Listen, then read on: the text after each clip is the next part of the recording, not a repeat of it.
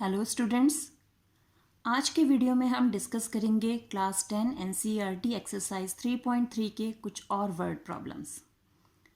तो आज की हमारी वर्ड प्रॉब्लम है क्वेश्चन नंबर 3, उसका third part.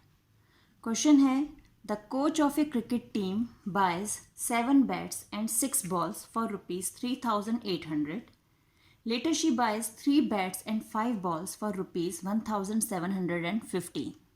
Find the cost of each bat and each ball. यानी हमें 7 बैट और 6 बॉल्स अगर हम खरीद रहे हैं तो 3,800 पे कर रहे हैं, और 3 बैट्स और 5 बॉल्स खरीद रहे हैं तो 1,750 पे कर रहे हैं। Each bat and each ball यानी एक बैट और एक बॉल की हमें कॉस्ट निकालनी है। तो अगेन लास्ट स्टेटमेंट है find the cost of each bat and each ball.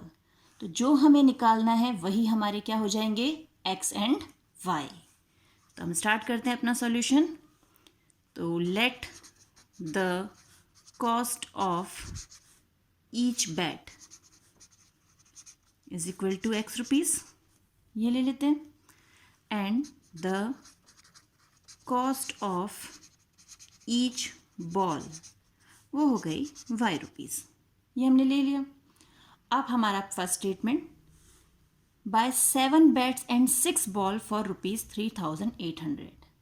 जब हम नॉर्मल भी कैलकुलेशन करते हैं कि अगर हमारा एक पेन 5 रुपीज़ का है तो 5 पेन कितने के होंगे, तो हम क्या करते हैं, जो हमारी प्राइस है उसे हम क्वांटिटी से मल्टीप्लाई कर देते हैं। अब प्राइस हमारी ये है और क्वांटिटी ये है, तो अगर 1 बैट जो है वो x रुपीज़ का है तो 7 बैट्स कितने के हो जाएंगे, तो 7 बैट्स हो जाएंगे 7 into x, that is 7x। और 6 बॉल्स, 1 बॉल y रुपीज़ की, तो 6 बॉल्स कितनी की हो जाएंगी, 6 इंटू वाई यानी 6y। और दोनों को जब हम साथ खरीद रहे हैं यानी दोनों की पेमेंट हम साथ कर रहे हैं तो हमें कितनी पेमेंट करनी पड़ रही है, 3,800। देख रहे हैं, 7 बैट्स की कॉस्ट प्लस 6 बॉल्स की cost is equal to this. Next 3 bats and 5 balls, similarly 3 bats plus 5 balls is equal to कितने रुपीज़, 1,750 रुपीज़। तो ये हमारी इक्वेशंस बन गई। अब क्योंकि क्वेश्चन 3 में हमें स्पेसिफाई किया गया है कि हमें ये जो प्रॉब्लम्स हैं वो सब्स्टिट्यूशन मेथड से सॉल्व करनी है, तो हम सब्स्टिट्यूशन मेथड यूज़ करेंगे। अगर हमें स्पेसिफाई ना किया जाए, ये कहा ना जाए कि किस मेथड से सॉल्व करना है, तो जो भी मेथड हमें सूटेबल लगे हम उससे सॉल्व कर सकते हैं। लेकिन इस क्वेश्चन में हमें कहा गया है कि हमें सब्स्टिट्यूशन मेथड ही यूज़ करना है। तो हम किसी भी इक्वेशन में से x की या y की वैल्यू निकाल के दूसरी इक्वेशन में उसे पुट कर सकते हैं। फॉर एग्जांपल हम यहाँ से इस इक्वेशन से y की वैल्यू निकाल लें तो y हो जाएगा 1,750, 3x माइनस में गया और 5 आ गया डिवीज़न में, हमें y की वैल्यू मिल गई। अब हमें ये y की वैल्यू क्योंकि हमने सेकंड इक्वेशन से निकाल ली है तो हम इसे किस में पुट करेंगे, इक्वेशन 1 में। तो इक्वेशन 1 में जब हम इसे पुट करेंगे तो 7x तो ऐसे ही है, प्लस 6 y की जगह हमें क्या रखना है, y की जगह हमें अपनी ये वैल्यू रखनी है, and it is equal to कितना, 3,800। अब हम इसे सिंप्लीफाई करेंगे और सॉल्व करेंगे। सिंप्लीफाई करने के लिए हमें यहाँ पे क्या करना होगा, एलसीएम लेना होगा। अब हम यहाँ एलसीएम लें तो यहाँ 5, अब 5 इधर मल्टीप्लाई हुआ तो कितना हो गया हमारे पास, 35x प्लस अब 6 पूरा इससे भी मल्टीप्लाई होगा और इधर भी मल्टीप्लाई होगा। इन्हें मल्टीप्लाई करके यहाँ मिला हमें 10,500 और 6 3 ज़ा 18x इज इक्वल टू 3,800। अब 5 जो है वो क्रॉस मल्टीप्लिकेशन के थ्रू हमारे पास 3,800 के पास आ जाएगा, और इधर 35x माइनस 18x कितना हो गया, 17x, ये तो हमें 17x मिल गया। अब 5 इंटू 3,800 वो हमें कितना मिल जाएगा, वो होगा 19,000, और 10,500 यहाँ माइनस का बन के आ जाएगा। तो 17x हो गया हमारा किसके इक्वल, 8,500।